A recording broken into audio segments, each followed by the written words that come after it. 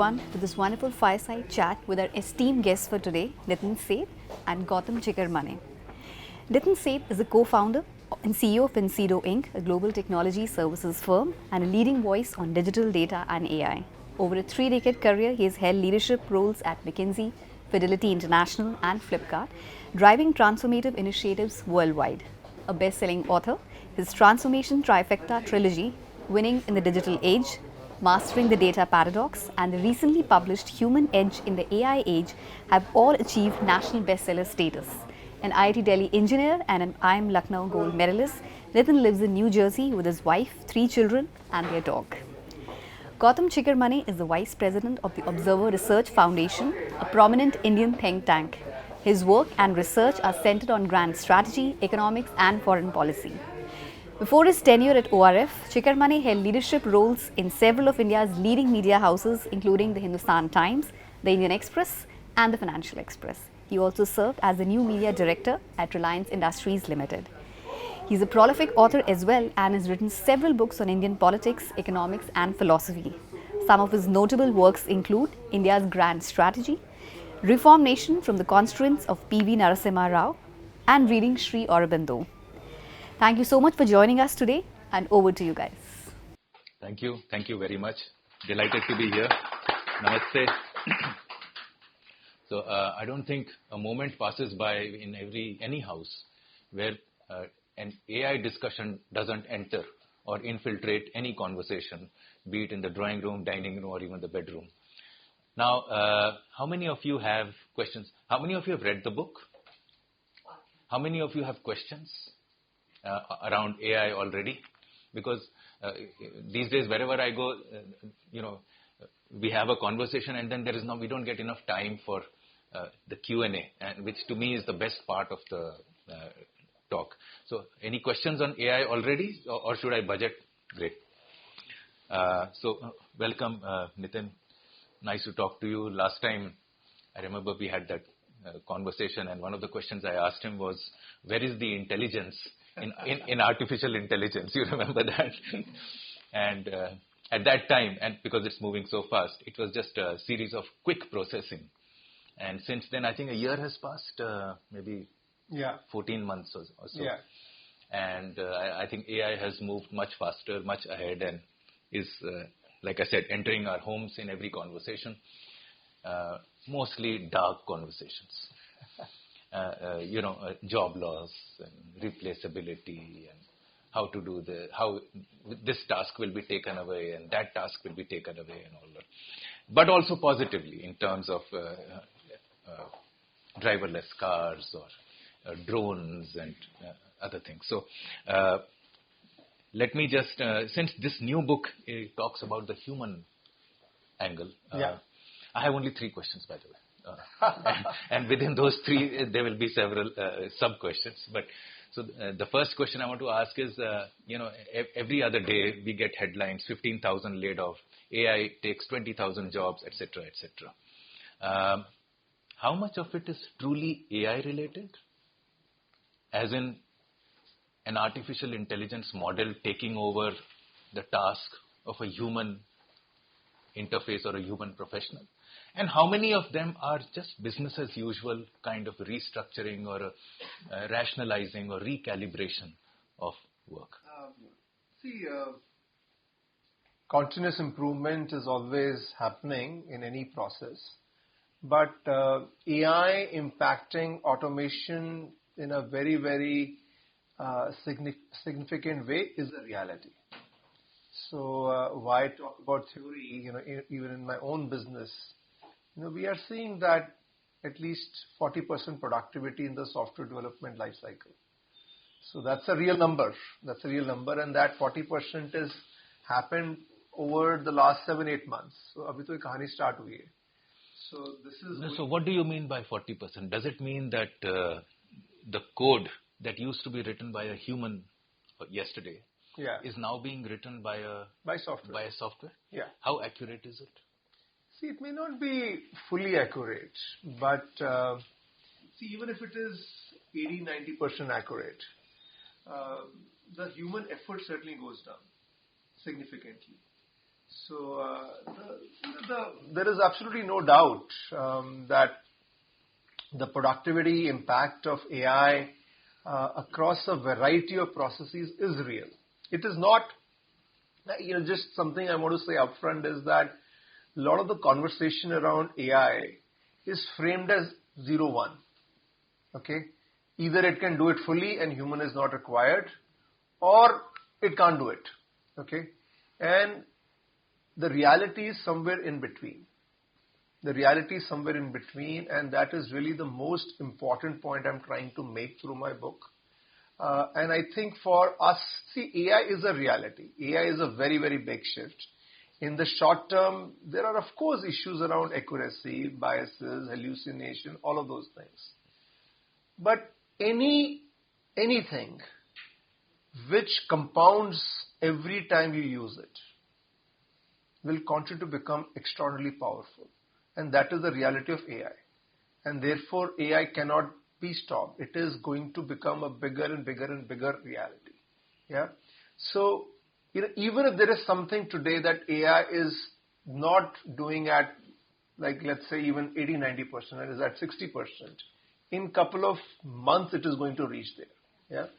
So the impact of AI on productivity and therefore on jobs is undeniable. At this point, there are some sectors like technology or like customer services where the impact is very significant. In other sectors, the impact is maybe not that visible. So overall, my projection is that over the next 5 years, the impact will be 2 to 3%, and by 2035 it will be 45 to 60%, and after that much more.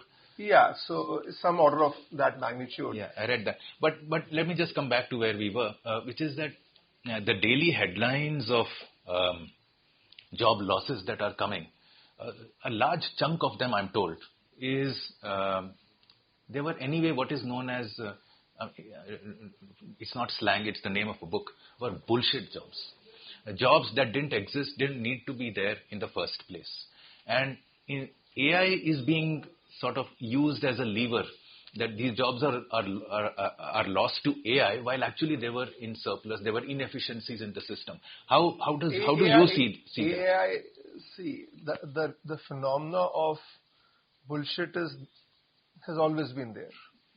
Okay? Because, that's what is a very important part of being a human. Isn't it? So as humans, the way, we are different from animals is that we just don't deal with facts. We don't deal with reality. We create, a world of our own. People say, okay, AI is hallucinating. I think it's very human. We as humans hallucinate all the time. So look, that bullshit is always there. And what is going to happen with AI is that it is a trigger. It is a trigger for simplifying the processes and for driving, you can call it waste. Yeah. People don't like to call it waste, but to drive waste out of the system. Now, as somebody who has been building businesses and also consulting with hundreds of companies over the last 30 years, it always amazes me, that if you actually look at any process or anything to be done, how we manage to complicate it. It's a very human phenomena. So let me re-articulate it. Will AI de-bureaucratize organizations? It will. Who said that? Okay. See, with AI, I do think, that by the way is the topic of my fourth book. I think a lot about that. You're shaming us, man. We are supposed to be the writers. You are writing more than us. Because I'm so possessed right now. I really feel that, we are at an incredible time. I really feel that, we will look back at this time and say that, we lived through this, because this change is no ordinary change. This is not internet. This is not cloud, which were humongous changes in themselves. This is more like the wheel, the fire, electricity. It is that magnitude of change that we are going through. Most large changes are overhyped in the short term and they're underhyped for the long term. And I think AI is underhyped right now. I think most people most people don't understand it. Most people are oscillating, and also the dialogue on AI is oscillating between a dystopian view that, AGI and superintelligence and it will eat up everything, and a utopian view. No, we don't have to worry. It hallucinates. It's an issue. There are so many errors. Arey Baba, there is a reality in between. Here's another related question. Just as any technology impacts different people in different ways, do you think the hype or the non-hype around AI is restricted to 0.01% of the people right now? I mean, how do you see, let's say, a bookstore getting AI'd? How do you see a traffic signal getting AI'd without a cop in India, where nobody follows the lights? How do you see something, a plumber, a carpenter, a mason? How do you see driverless cars are there, but not in India. I don't think they can come in India. No, I think they will stay in one place. No, you will be but very, how do you see the 99.99%? No, these are very, I must say that driverless cars will not come to India. These are very, very uninformed views, Gautam. Okay? Uninformed and very prejudiced views. I'm sorry to say. Driving in the streets of San Francisco is like Chandni Chowk. Okay? Driving in the streets of downtown San Francisco where Waymo runs is like Chandni Chowk. And you have to be in a Waymo to understand and experience what it is. It is, when you do that, and I had only experiences like a year back. It is quite incredible. It's not that it is driving safely, it will stop like 10 meters away. It changes lanes like this.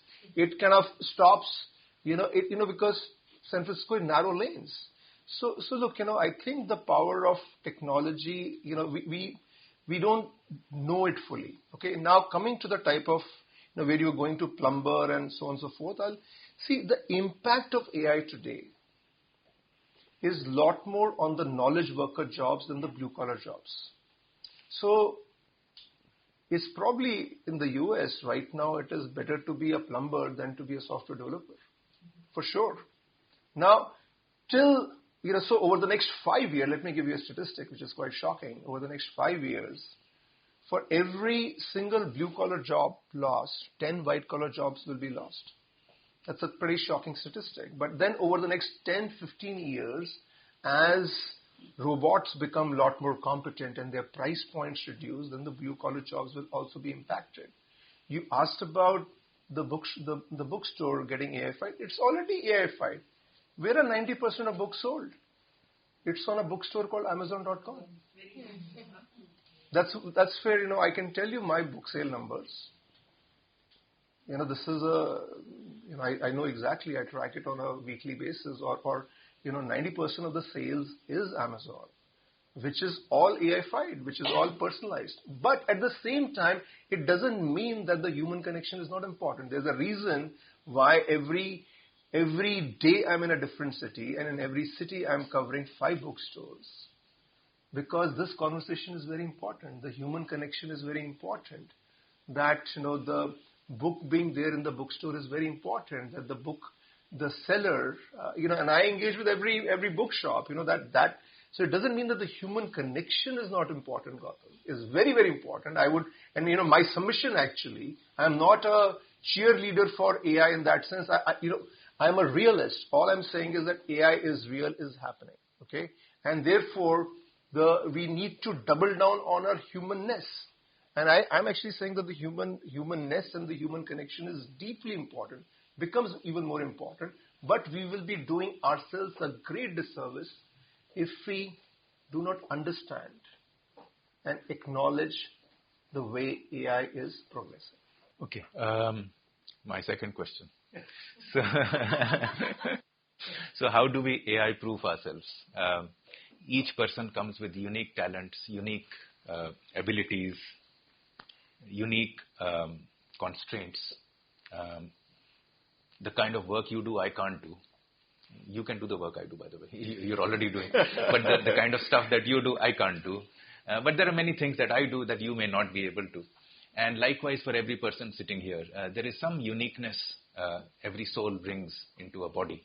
I'm getting slightly metaphysical because you have a metaphysical chapter. The third S, the third S, P-O-S, Spirituality. is spirituality. So hence this conversation, and you should read this chapter. It's very, very interesting.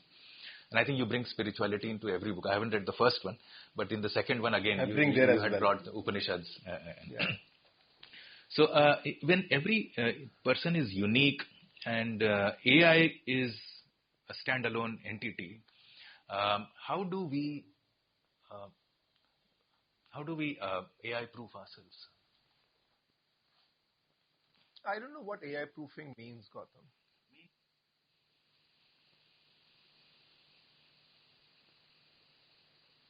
To protect ourselves from the dark part of AI, our privacy being invaded, our jobs we've already discussed, our skills being replaced. There are, I think there are a number of issues you've talked about. And jobs, skills, privacy. They're all quite different. Okay, they're all quite different. Jobs will go, Gautam, and new will get created. I don't think you can protect something whose time has come. Okay, you can't even protect human life in that sense. Yeah, so I think that's a reality. And the more we try to protect something which is fundamentally going to be unprotectable, given what AI is bringing, the more we are actually trying to solve the wrong question. Okay, so here is what we know the challenge with AI on jobs.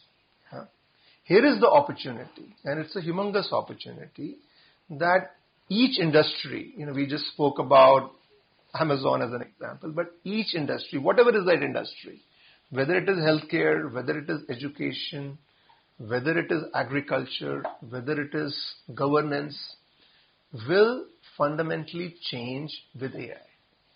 Okay? It will fundamentally change.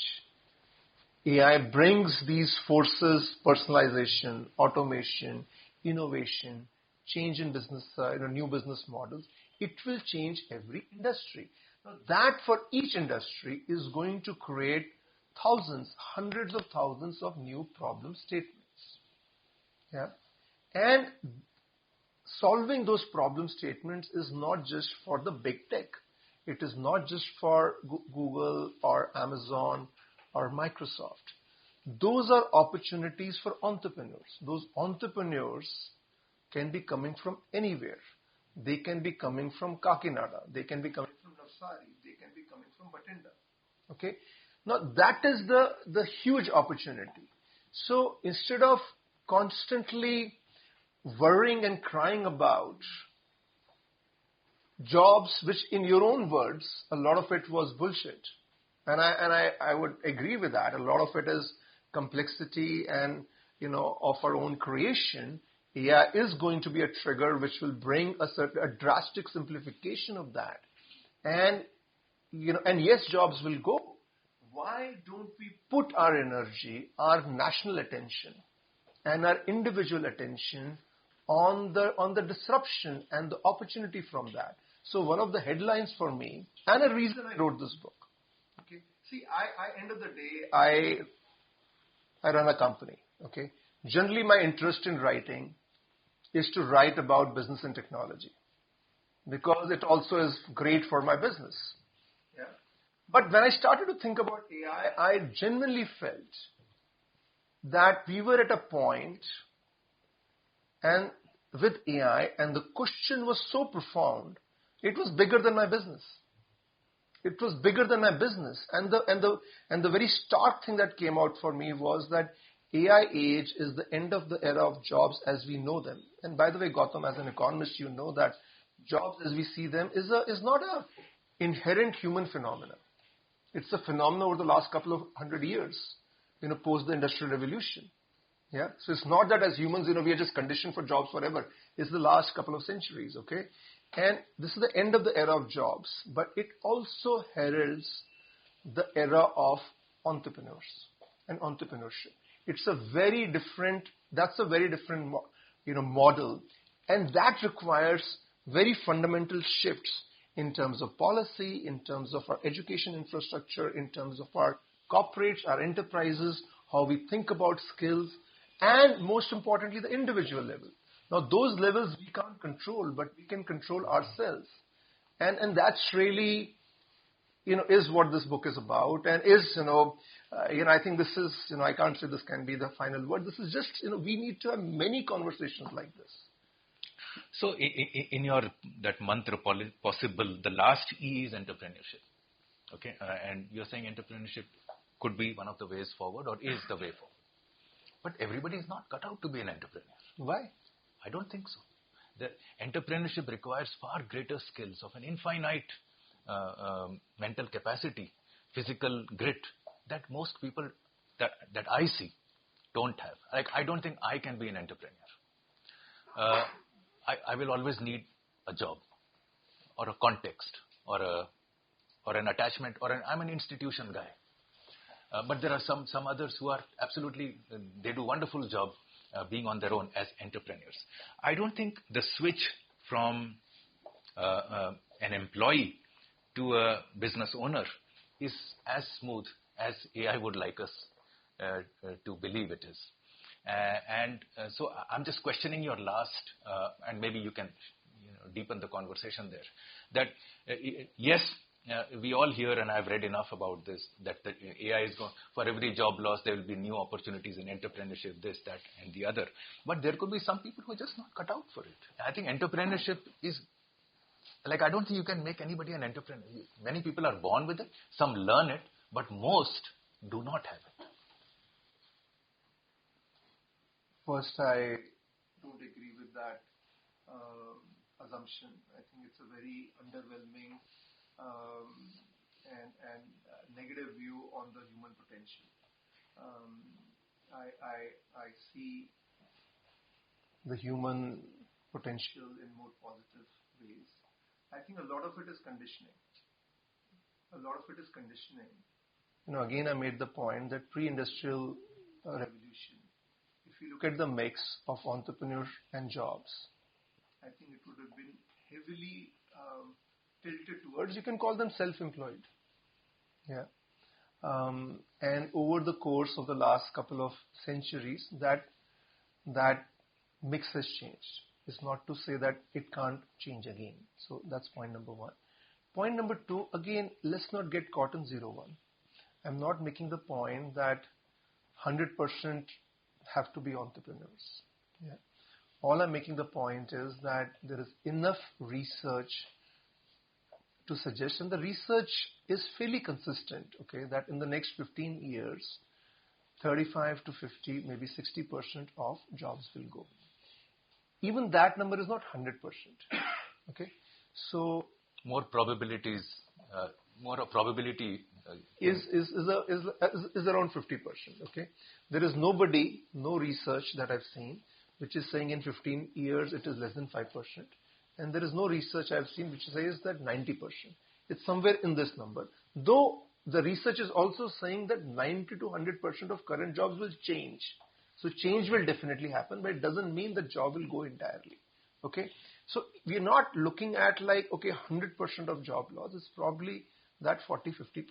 Okay, there are going to be perhaps 5% jobs which will be created just because of AI, which is LLMs or, all the, the AI infrastructure that is getting created. That will also create jobs, but that's not a very high number because AI is very human efficient. Okay, so it leaves a gap.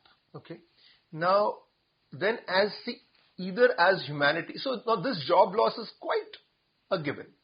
Okay, is quite likely. Okay, so then as humanity, either we kind of just accept it and say that, hey, there is going to be surplus still because those who work will generate a lot of surplus, and then we should have universal basic income, and and TK, that's how maybe that's the new world order. I think some of that may still be needed. Okay, I think actually the point you were trying to drive to that the gap between the jobs lost and entrepreneurial activity, I agree with that. I'm just saying it's not linear. It is not. And I'm also saying that most of the people may not have jobs, but it could be a function of forced entrepreneurship. It will be. And I think there's also a leading and lagging effect. That, that the job losses may happen sooner than all the entrepreneurial activity that may mushroom. So I agree that there is going to be a gap. The only thing I'm submitting is that, when I look at it from an overall economic model perspective, the only way we can have a semi-sensible outcome for humanity is if there is a tsunami of new entrepreneurial activity. Okay? Without that, I think we are looking at quite a disaster scenario. Okay? And that's where and I think there is some good reason. It is not 100%, Gautam. It's not, it is not so obvious. You're absolutely right. Entrepreneurship is tough. And it is not so obvious that it will happen. Yeah. But we do need to make it happen. Because if that doesn't happen, and then, if we are to submit our fate to governments and to universal basic income, that's, really, really losing our individual agency. Yeah. And now comes the hard part. That, how do we, this notion of forced entrepreneurship, so that how do we, recondition ourselves? And that's a big shift, because, this thought of jobs, is something that has been there. It starts with our expectations as parents. It starts from, from our education process of what success looks like. It could also be how societies have now evolved. For instance, today's society, and you compare it with 200 years ago, the society, the kind of specializations required are humongous. And those specialized, let's say there's a marketing person, or there's a finance person, or there's an operations, sales, and so on. And to say that in the next 5 years, or let's say 2030, you collapse all this and you are all in one, may not be so easy. Because you are getting to my punchline. Society itself has become very complex. You're absolutely right, Gautam. You're absolutely right. And that is my point. That is exactly my point, Gautam. So if so I make this point about the challenge and the opportunity. And then I say, okay, what does it mean? What is the human advantage? And I get to exactly what you're framed, that, look, the human advantage is likely to be rediscovering the pioneering and adventurous spirit of the early man. That's exactly the point I'm making. Because, see, over the past many 100 years or maybe 1,000 years, we have constructed the world in a certain way. We have made the world safer and safer and safer. Therefore, we are required to use fewer of our broader skills and the values of specialized skills, 100%. But in the next 15, 20 years, that world that we have built carefully is going to get deconstructed with AI. And it's not something like nuclear power, nuclear, fusion or fission, 5 countries can come together and control. That genie is out of the lamp. Yeah. So it's going to be a new world. And therefore, we almost have to rediscover our early man instincts, where we were adventurous, we were risk takers, we were facing a new situation every day. Now, at the same time, it is not, not just kind of that, but I think there's also a case to say, expand our, expanded consciousness of a Superman. No, that's my last question, so we'll hold that thought. I know that you have written on Sri Aurobindo, so I'm perhaps So let's stay here. So effectively, if I were to collapse this part of our talk, it would mean that I would need to be, or any one of us will need to be, from a jack of many trades and a king of one, to becoming a king of several trades. At least have a broader range and more adaptability. Even in like software development, we are seeing it, Gautam, that so far we were requiring very specialized skills. Yeah. Now, with the way the software development process is getting redesigned with AI, now we are looking at people who can do everything. Okay, so that is happening, and it's even beyond this. There was this notion of a full stack engineer. It is actually even going beyond that. Yeah. So yes, yeah. Okay, so let me bring you to this question has just jumped into my head. Let me bring you to the biggest employer of India, which is the government of India, or governments of India, including the state governments and public sector, etc., etc. What are they going to be doing? So I would say that is the best career today. Get a government job. You cannot be thrown. If you are corrupt, you can't be jailed. You can upar ki kamai, niche ki kamai kind of stuff continues. You are not accountable, and it's the best job. Would you say this is the future career for a person who doesn't really have the entrepreneurial skill? Get a job and chill for life, and maybe even after life, your partner will continue to get a pension. Or how do you think government will change? The whole notion about a government job. How will AI impact this? Do you think it will at all? Do you think government servants will change and become more accountable or deliver more through AI? I think just a couple of weeks back, you may have seen this news about Albania appointing a new Minister of Justice, yes. Which was AI. So I think we are already seeing that, Gautam. But look, difficult to say. Okay. Look, a lot of the work of government, one can argue, can be AI-fied. Okay, maybe a lot more than many other industries. Yeah, the bullshit jobs are maximum in government. By the way, this is not slang. Huh? This is a technical word. Bullshit. There's a whole book written on it.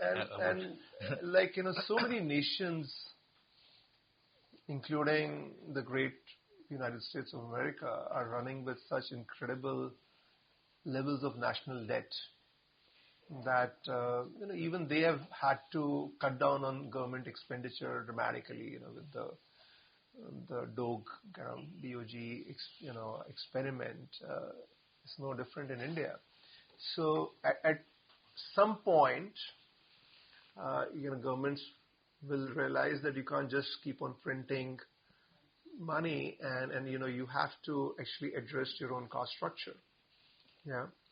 But as you know it better than me, Gautam, that governments don't work in an economically rational fashion.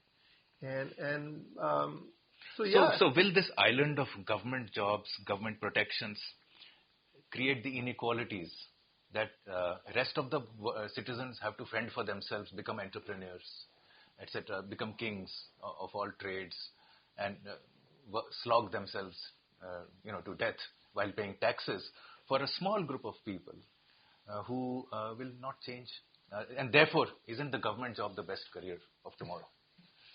Yeah, it depends what your objective function is. So I fear about this. I think I don't want to waste time. I'm afraid about this, that the whole country will change, become more efficient, entrepreneurial, etc., while this will continue to rot.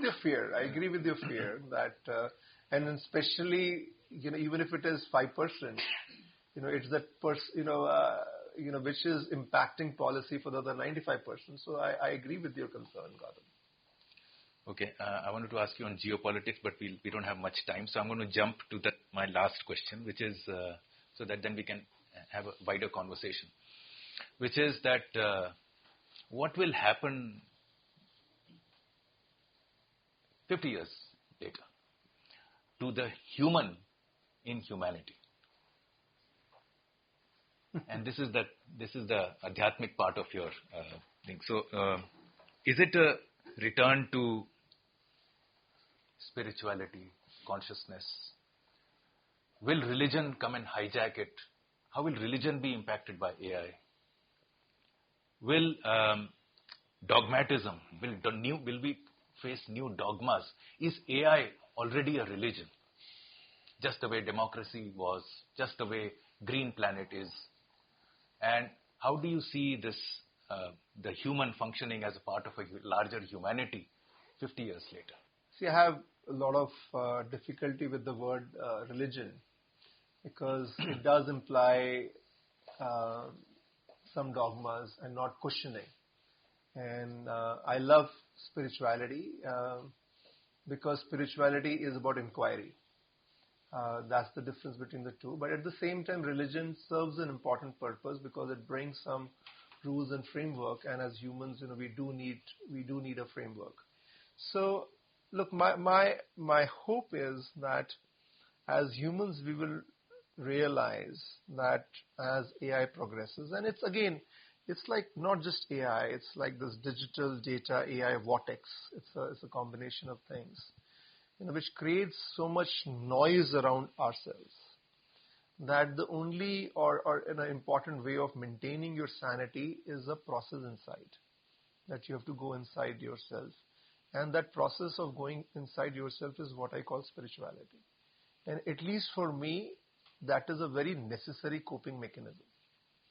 That because that's the, with everything that's happening, I start to feel like this dull pain in my head.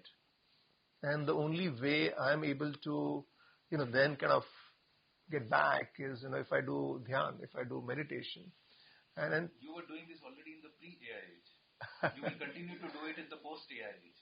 Where is the AI link? This is the third POS. That's possible. The third S. I think that nice to have or something which was for maybe a few, I'm submitting will become a very essential survival skill. Yeah, and it is, not just from getting that clarity. It is also about that expanded consciousness. Because again, let's get back to what is going to be the core human advantage. And if I summarize the possible, Gautam, I will summarize it into 3 C's. Okay, the first C is context. Yeah, so the gap between the 70, 80, 90% that AI delivers and what has to be plugged by the human in the loop, that human role is going to be context. That's number 1. Number 2 is creativity. While AI also drives creativity, but the human creativity is a lot more multidimensional. Is lot more, has a lot more aspects to it, and that is going to become that much more important. The third C is the connection or the human connection. And I would submit that for second and third, in particular, the spirituality or the spiritual processes are a very essential way in how you build that. Yeah.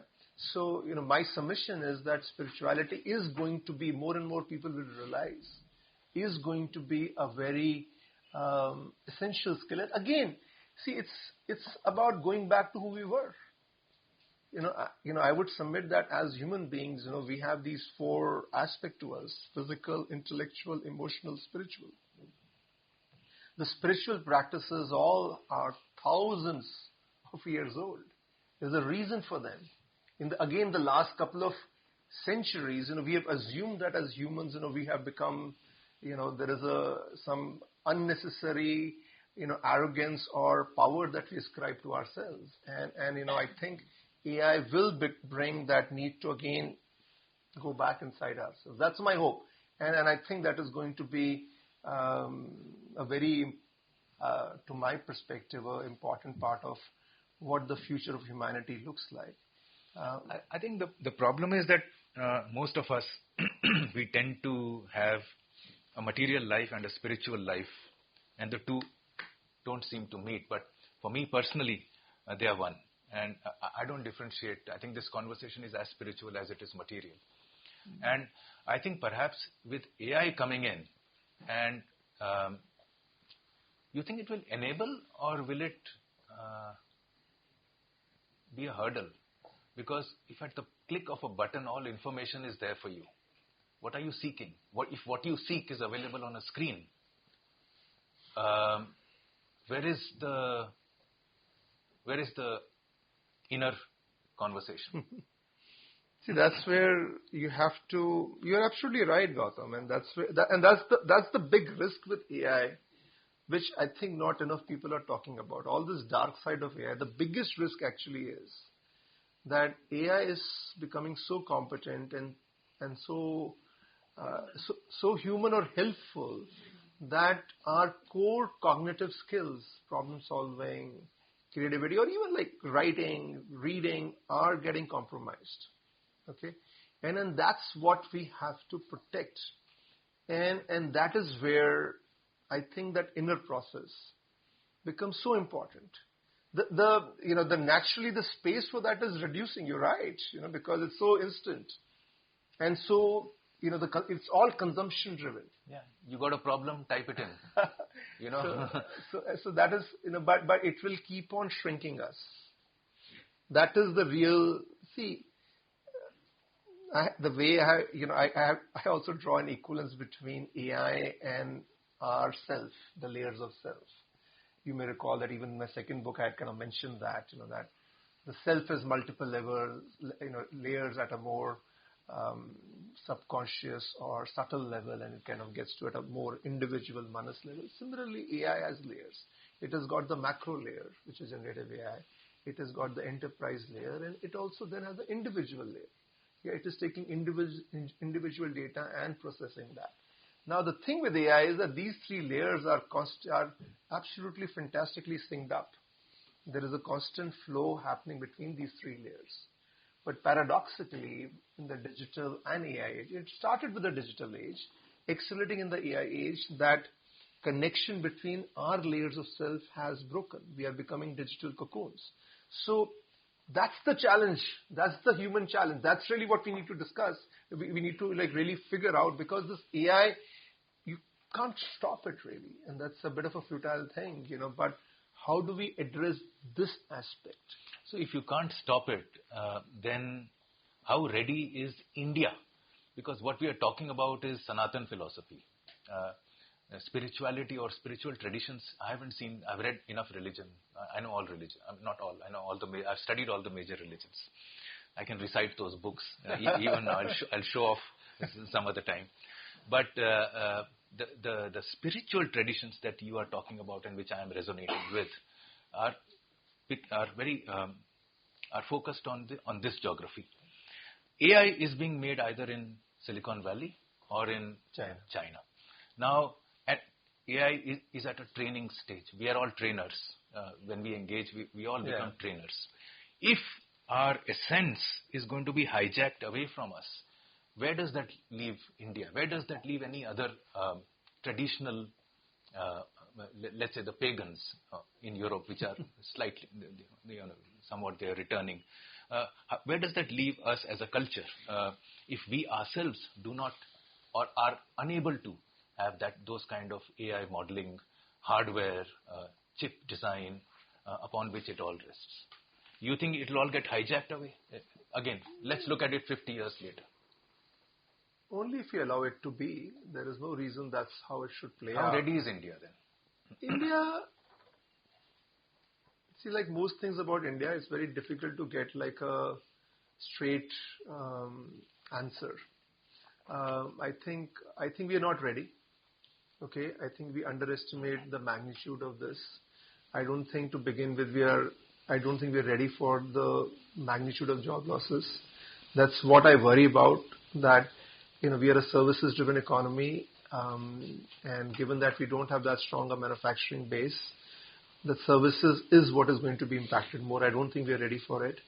Now, a lot of that AI debate in India has got hijacked by, it's not well understood.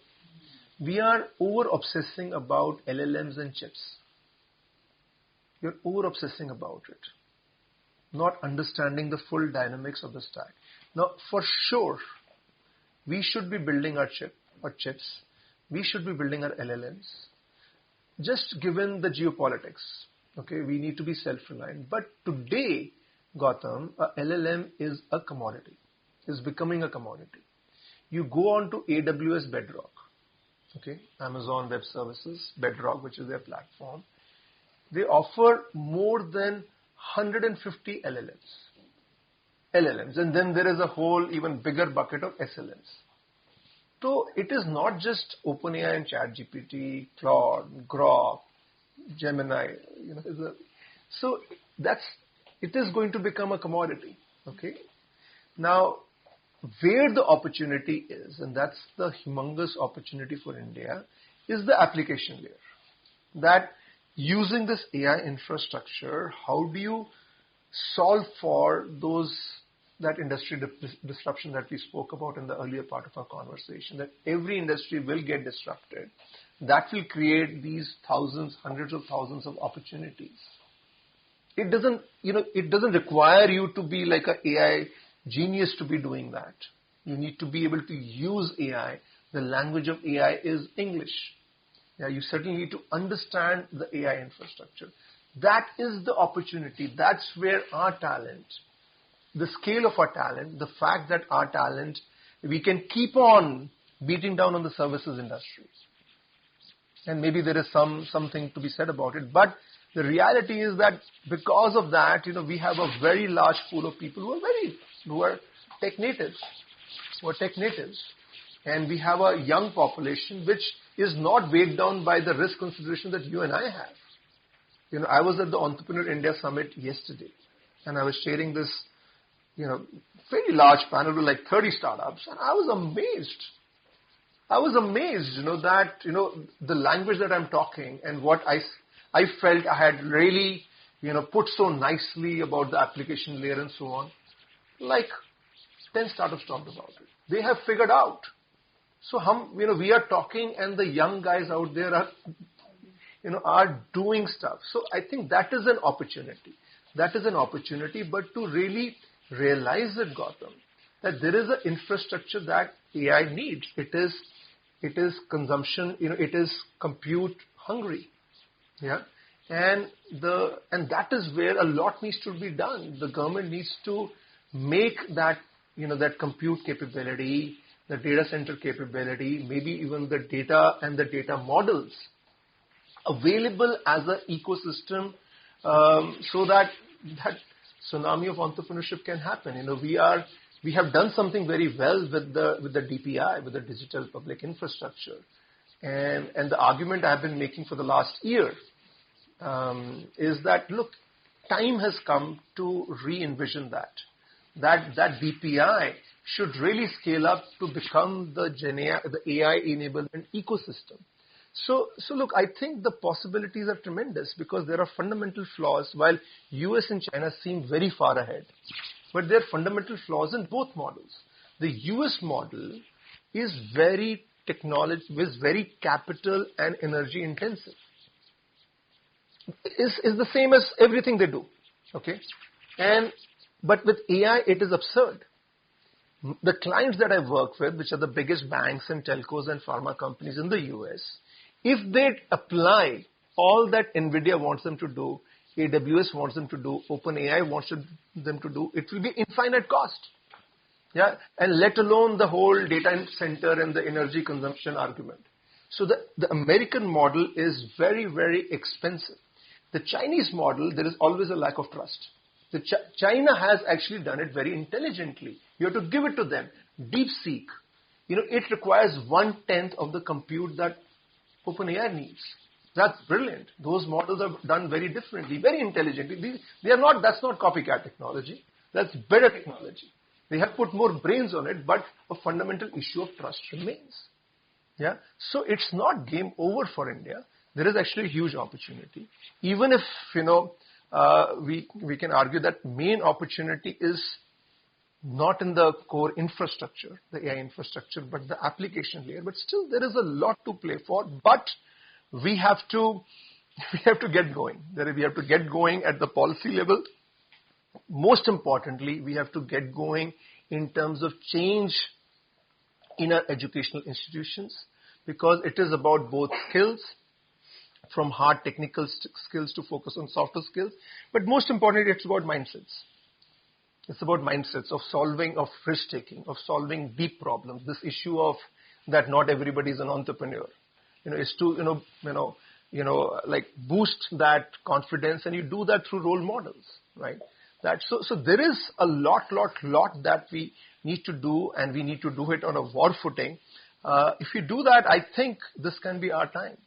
I think there are some good reasons, because the essential nature of AI is democratizing. That's the essential nature of AI. And that can play to who we are. We are argumentative, but we are a democracy. Yeah. But equally, if we keep sitting, that we are all good, that either we can't do anything or, we got it all figured out, then we will, of course, have a disaster. I love your optimism, but I'm more on the disaster side. I don't think anything's going to change very soon. Can you expand the conversation, please? Just join in. We have half an hour.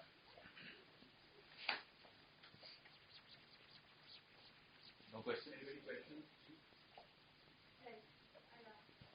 So, as the AI is there, right?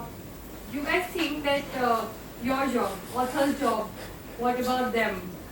Will AI impact you guys? Or so for Nitin, right? Do you think that AI actually has impacted the authors as well, or will it bring a different change to the style of writing and the kind of content, or maybe the kind of genre people will follow because of AI? Do you think it will impact you guys as well as authors? So let me power that. No, he's the guy. He's written many more books than I've written. I'm only a very nascent author. So last time we were talking, you mentioned that you are also using AI to sort of clean the rough edges in your writing. Has this book, does it have AI embeds in it? It does.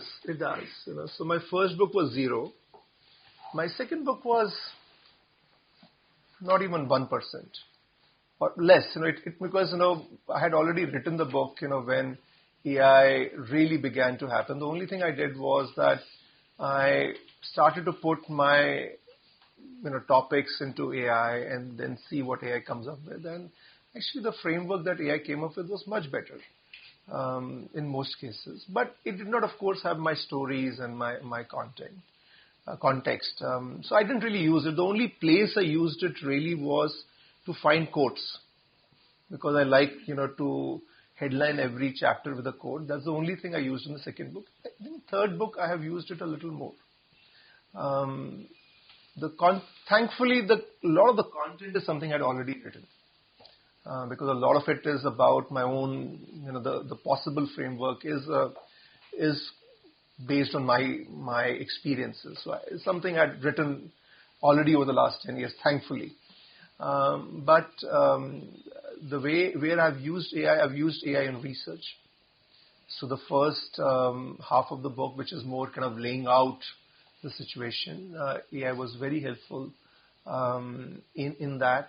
I've used AI again for the quotes, though for every nice quote that AI gives, I check again that is this real or this is hallucination. And AI is very honest that way. Like the best quotes are always hallucinated. But if you ask them, then they say it is hallucination.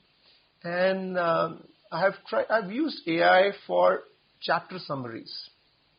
So I have these 8 mantras, and each mantra has maybe 3 to 4 or 5 chapters, and then I have like a summary, introduction to that.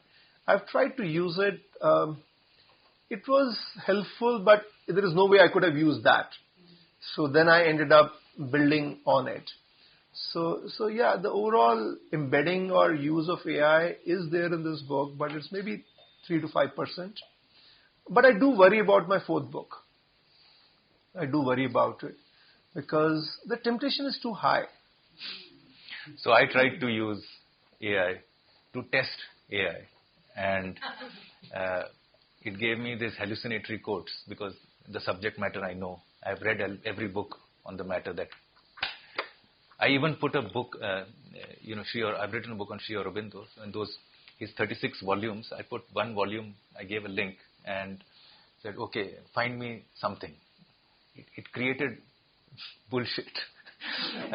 So therefore I'm a skeptic. I'm very afraid. For me, if I go with something wrong, it's an existential issue for me. I cannot be wrong. Okay. Of course, if I am sometimes I can make a mistake, but I cannot consciously say Nitin said this when he actually did not. And that kind of risk for me, for scholars, is impossible to take. So I'm back to my old, I experimented with it, I tested it. Everybody's talking AI. And I actually tested it. It does not work for me. Maybe I gave the wrong prompts. Maybe you're a better prompt giver, but maybe I could not. Maybe you're being cheap and using the free version. Yeah. No, that's right. You think a paid version would be better? Makes all the difference. It hallucinates less? Makes all the difference. I'll pay, okay. Let me try. Makes all the difference. You use end of the day, like the B2C version is a khilona. This is not how AI is deployed. I make this point many times that within the enterprises, and that's the work, we do as Incedo. When a bank applies AI, there's a responsible AI framework of how you make sure that the underlying data, it's balanced so that it's not giving biased answers. There are a lot of checks and balances. There is something called explainability, because essentially AI is a black box that outputs. So how do you explain it? So there is a framework. So these free versions are not worth the prompts that, however creative you can get. It is good for happiness. So that's something I'm taking. That's very important for me.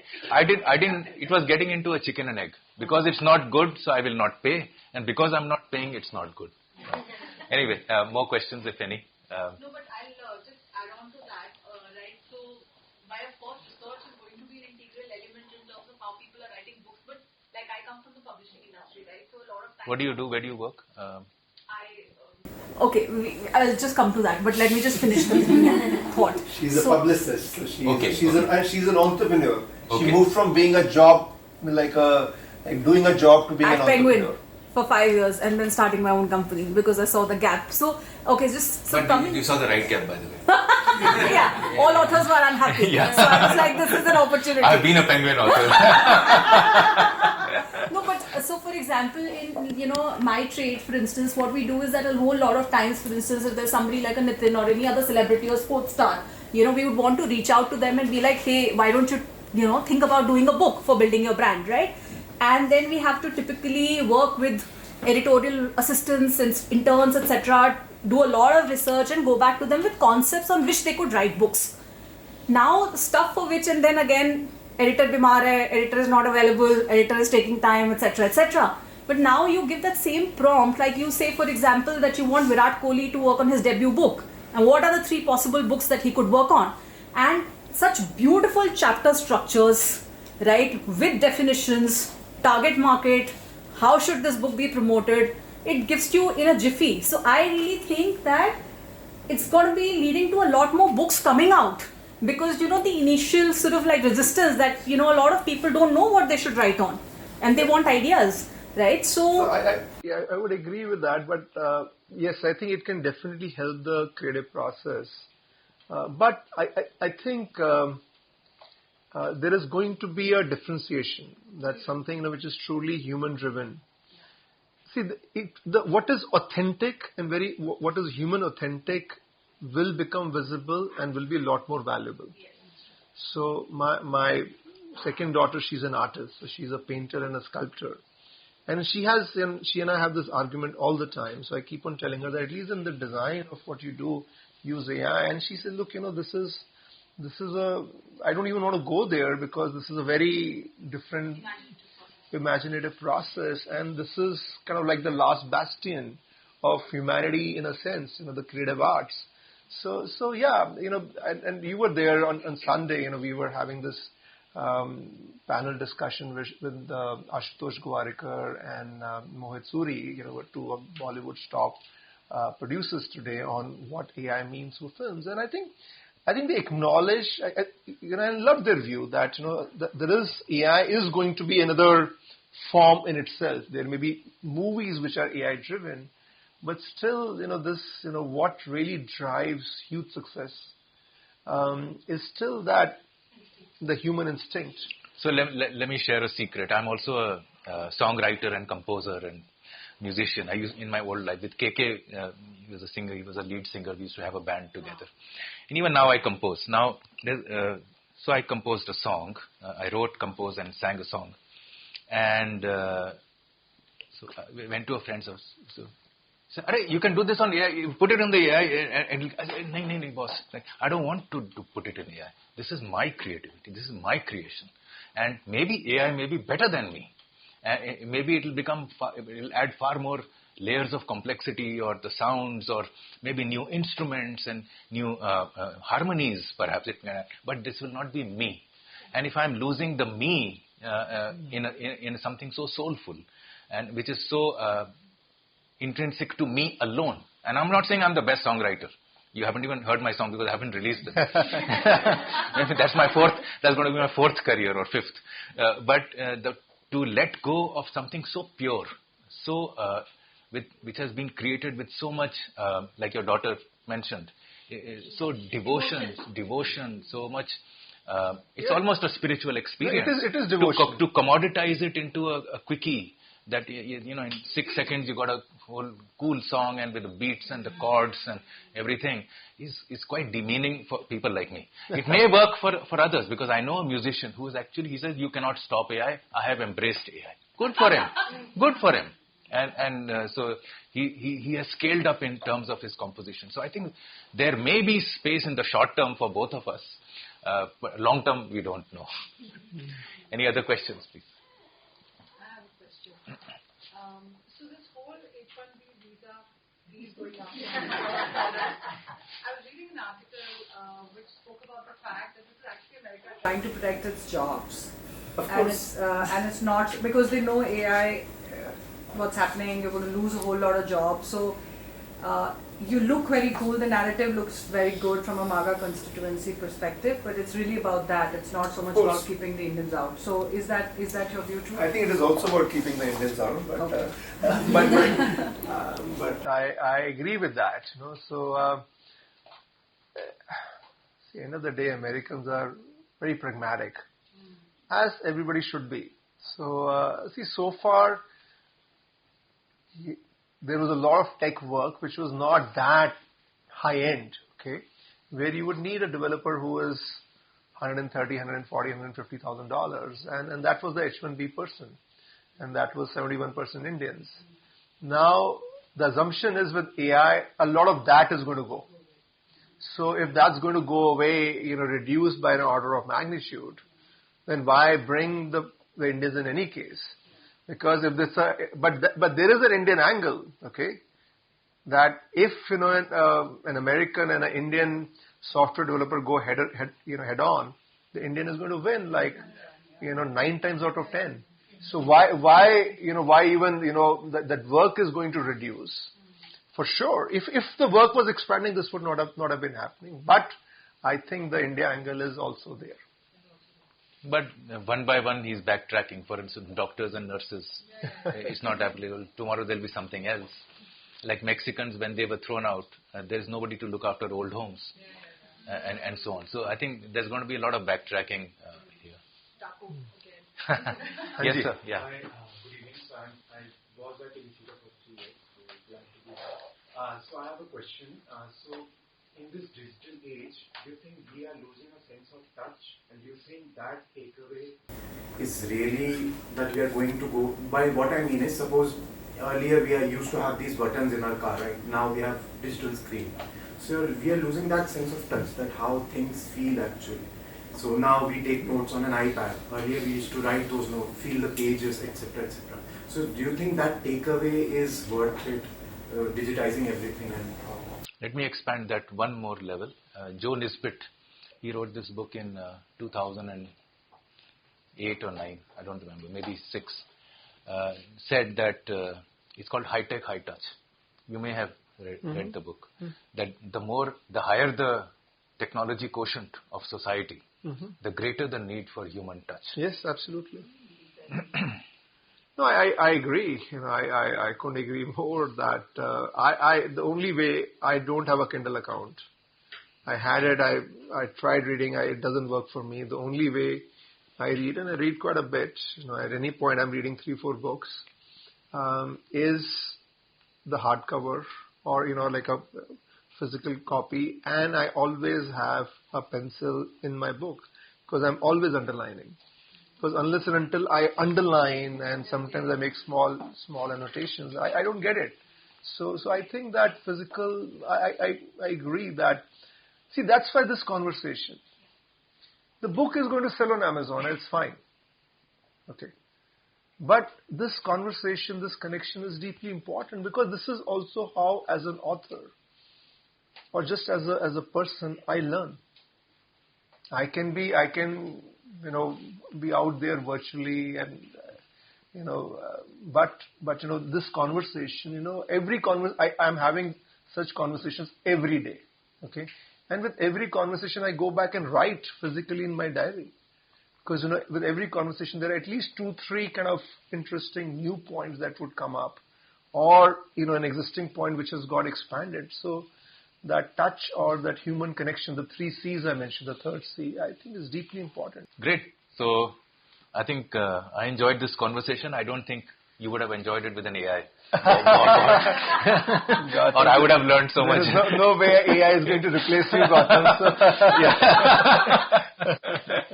So thank you very much. Namaste. And thank you for joining us. Thank you.